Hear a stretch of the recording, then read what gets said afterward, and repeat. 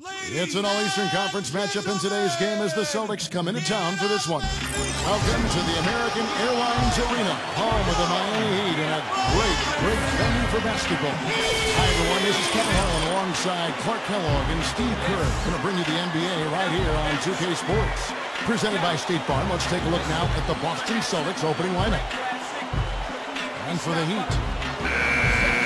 I'll tell you, it has been some time coming, but really last year the dominant core that the Celtics had been built around started to show their age at times.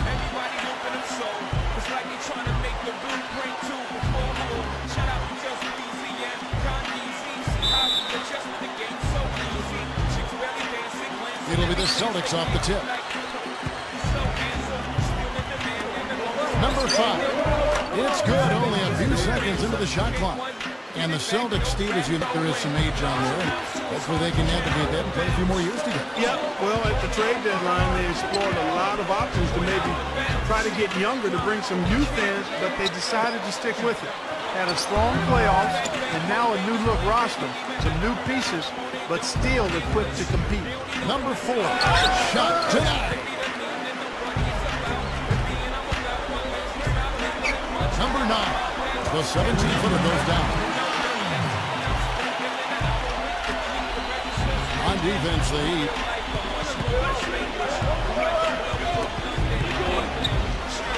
Number 15. Shot is off. And Miami. Well, the Bobcats trying to model themselves after the Oklahoma City Thunder. The way the Thunder rebuilt their franchise after the move from Seattle. And here are the Hornets now. Number 22. Offensive rebound. Number 12. Buries it down low.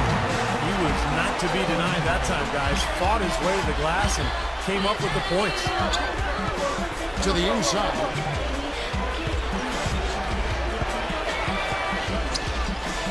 Galika sinks it from just inside the baseline. Going back to the Charlotte Bobcats with the high pick they had in the draft, that's a big step if they're going to try to follow the Thunder's model, because the Thunder, as you know, Clark, they've had incredible success with top 5 picks, Durant, Westbrook, Harden. I mean, they've hit on all of them. They've been incredibly successful. Bobcats hopefully will follow from their point of view in that same way. Home runs across the board, Kevin. You're right. It'll take some time for Charlotte to get to that level, but hopefully they will be able to. The Hornets pull it in. Number 22. He's covered by Nocioni.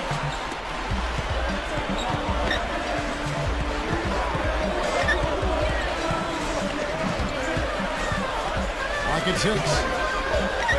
To the paint. Cut the bucket. Love the Blazers start out with the ball. And the pass to Logan. Nice shot. Here's Sigma, and he finishes nicely on the way. Hard work on the boards, guys, leading to that putback. Goes straight up. Shot's good. Well, the Blazers did seem to have a lot of momentum making the playoffs frequently over the past couple years, but that was not the case last season. Last season was incredibly turbulent. Yeah, it was, Kevin. They knew when Aldridge got hurt last year that their hopes were waning for another playoff appearance. Fortunately, they were able to get assets to help them this season as they try to get back to being a playoff team in the future. Well done, finishing that one off. Deflects the pass. Down low.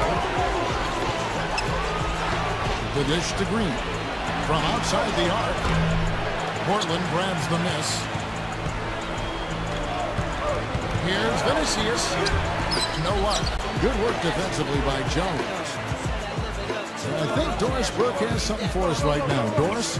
Guys, I had a chance to catch up with the Minnesota Timberwolves head coach. We talked about their strategy defensively, going up against such an explosive offense. And they try to get out and run. And so here is Philadelphia.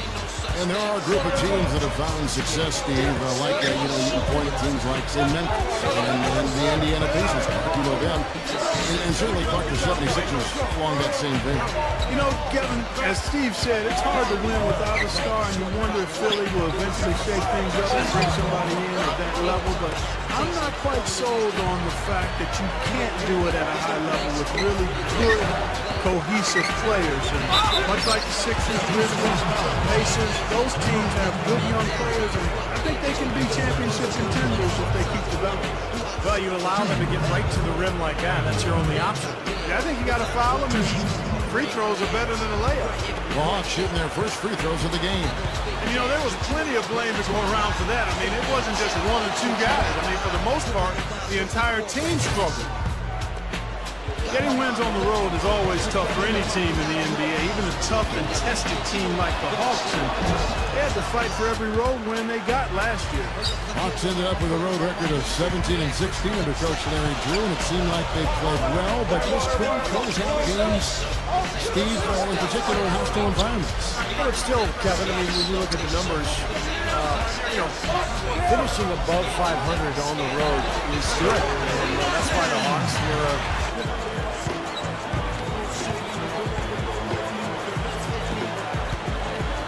Here's Newley. It's going to be 2 free throws. Drew contact on the shot. We talk about passionate ownership on the sideline, actively involved in crafting the roster and the fan experience. You don't get much better than Dallas. From the top all the way down, it's all about winning and not afraid to push for what's best for the NBA. And I think he wants the best for his players, too, and that's why, as a player, you've got to love, admire, and respect that. You know that he wants to win just as much as you do.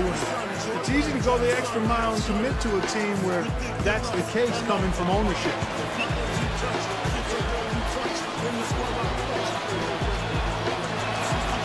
And so he makes both from the line. You know, you talk about a franchise that's accustomed to playing in the postseason. The Magic fans have been a bit spoiled in that regard. Seems every year they're in the playoffs. And the Mavericks with possession here. Number 15. No dice from 9 feet out. Mavericks on D. Let's go quickly over to Doris Burke for an update. Kevin, I was able to catch up with the head coach of the Mavericks. I asked him what the key differences between these teams, and he said there really isn't much of a difference. Watching them on tape is like looking in the mirror, and he admitted they had a very tough time preparing for such a similar opponent. Guys? Thanks for that, Doris. There's going to be a lot of energy out here tonight on display. These teams both want to grab the upper hand early. I agree, Kevin. Important to down low, picked off in mid-air. And here's the break, number 31. Goes back up, count that one.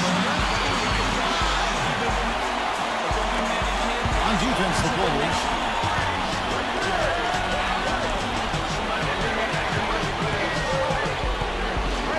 For 3, gets it to go.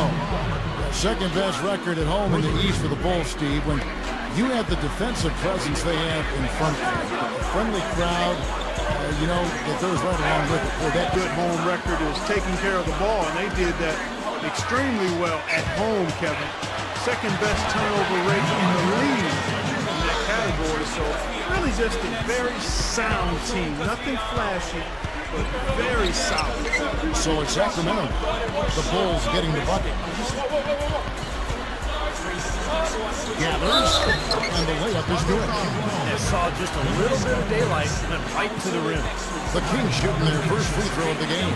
Well, guys, you go back to last season, this is a team that hit just 74% of its free throws. I know they'd like to see that number go up. And, you know, there was plenty of blame to go around for that. I mean, it wasn't just one or two guys. I mean, for the most part, the entire team struggled.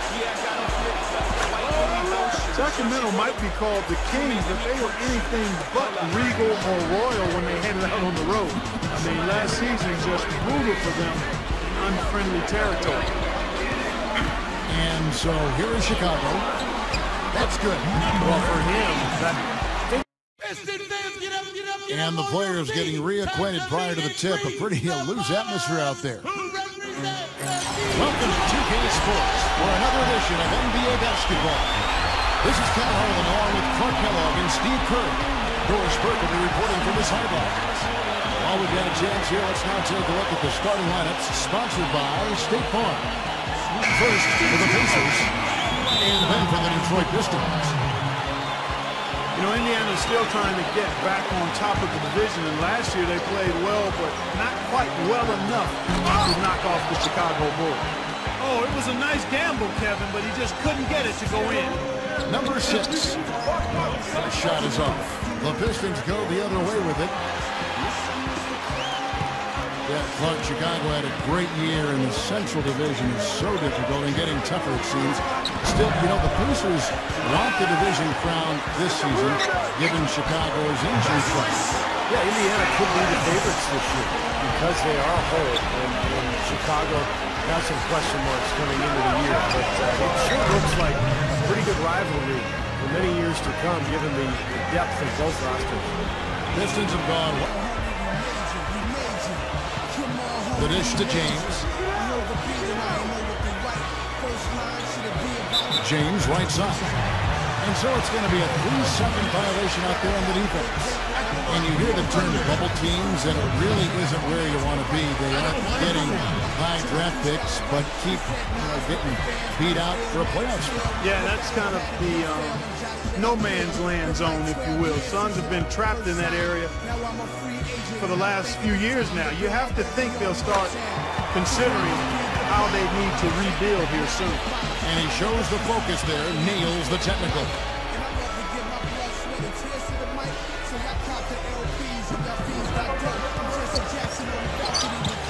Here's Hickman, takes it up, and it's Phoenix with the rebound. To the paint. Number 13. Shot is off. So the Thunder will take it the other way.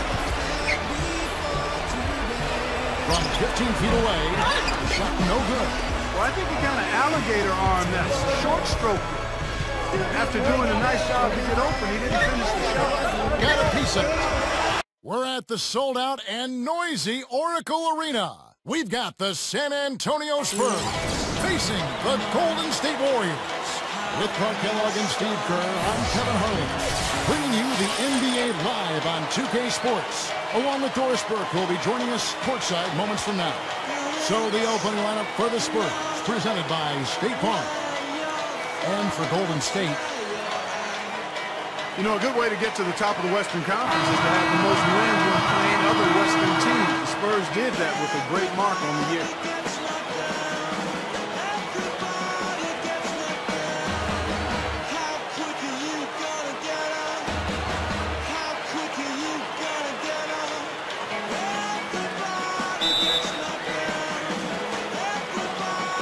So Golden State will get the first possession.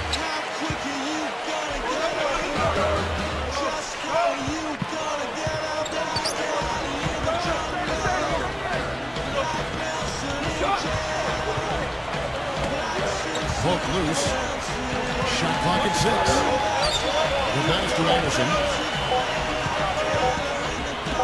With the clock winding down, that's good. We always hear about how tough and brutal the West can be, Steve, but the Spurs made it look so easy with how they handled their conference games. Yeah, it was really shocking, Kevin. I mean, everyone knew the Spurs would be good, but not that good. They went 35-13 against other Western teams. And that winning percentage interconference is really what allowed them to get that #1 seed going into the playoffs. On defense, San Antonio. Number 10. And he was fouled on the way out. 2 free throws now for him.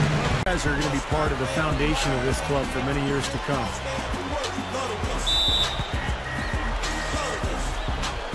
Tip-off goes to the Clippers. There's a screen. Down low, number 16. Hammers it home. The defense caught dozing off that time. Those open dunks, pretty high percentage. Yeah, you're not going to miss many of those. I mean, this is really a poor defensive effort. Solid play in the low block, and that one's good. Irving made an immediate impact with the Cavaliers, and Tristan Thompson Clark eased into his role as the season progressed. Definitely a good duo for Cavalier basketball. Well, anytime you're trying to build, it's nice to be able to get 2 important and talented building blocks in one draft, as the Cavs did. can't say enough about how great those two are, because not only do they have talent, they're hard workers too. I'm excited about the future. That's very uncharacteristic for him to miss that shot with such little defensive pressure. Wasted no time on that shot, but it's off the mark. The Clippers have gone 1 of 3 for the field to start this one so far.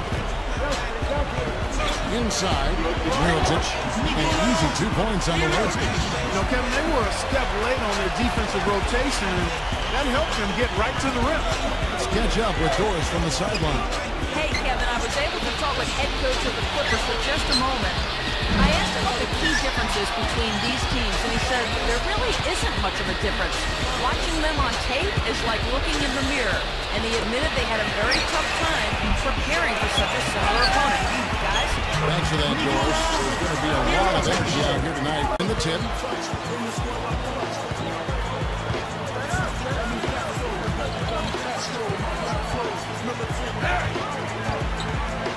To the paint, here's Novak for an easy layup after coming off the pick.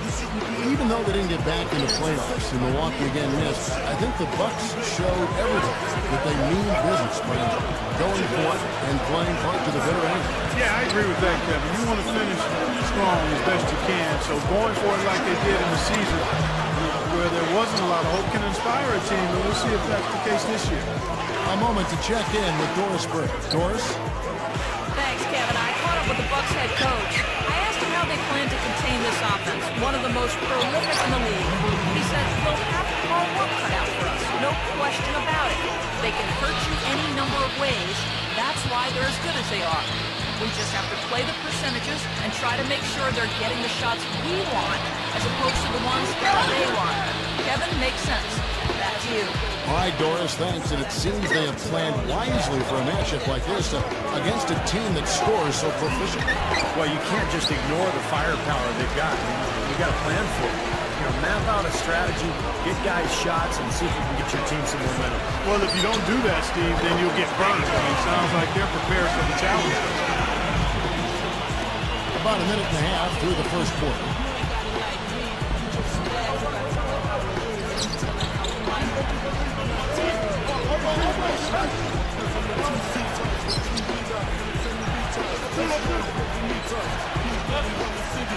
Six on the shot clock.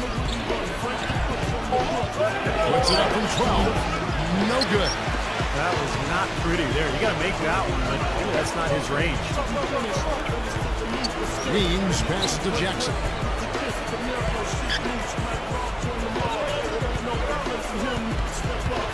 Here's Kriapa. And the shot is good. And this game is tied. Just never really knew where their offense was going to come from game to game, and I think that had an effect on how they finished in the standings, no doubt. I agree.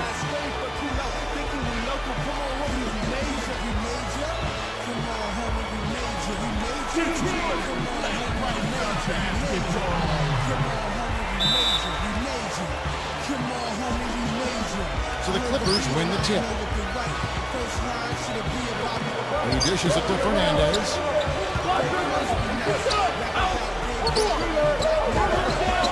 Clippers moving the ball around. Number 16, solid play in the low block, and that one's good. And one place that not having a reliable score hurt them was against the West. Steve, they couldn't match the offense of a lot of the teams they faced. Yeah, that's why they went 5 and 13 in games against Western Conference teams last year. But they need talent. They need more scoring offensively. It's so difficult to beat really talented teams just relying on your defense. They've got to get more firepower. Here's Pop. Fernandez with the rebound. Well defended, and he's not someone who responds well to that kind of defensive pressure. First quarter of play, 1 minute played. Clock at 6. Top of the key. Shot misses. Now the Pistons take it the other way.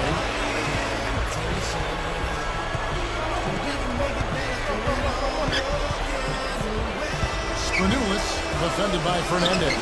Well, none of the defenders were quick enough to step out and get a hand in his face on that jump shot. Big mistake there. About a minute and a half through the first quarter. Comes up empty down low. Not too much congestion in the lane. I think he could have gotten a better shot that time, no question. All right, let's go over to the sideline with Doris Burke. Hey, Kevin, I was able to talk with head coach of the Clippers for just a moment. We talked about this matchup, and he said, you know, the thing about this game that's tough is their discipline. The East All-Stars with the ball.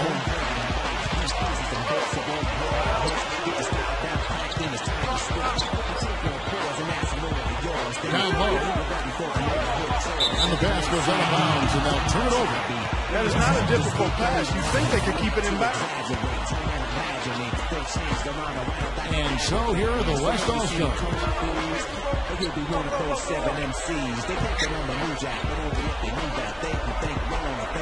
Number 20. 3 off the mark.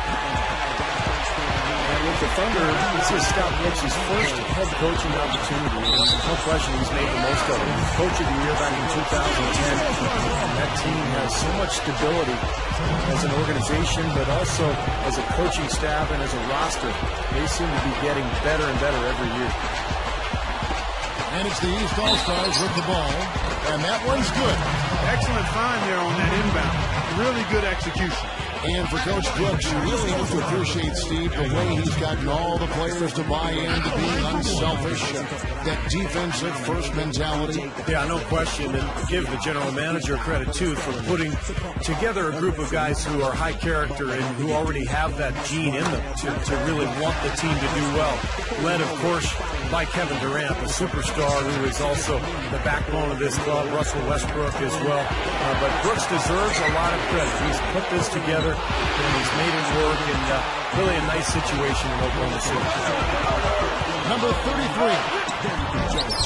Get it to go. And the West All-Stars with possession. It's a 3-point game.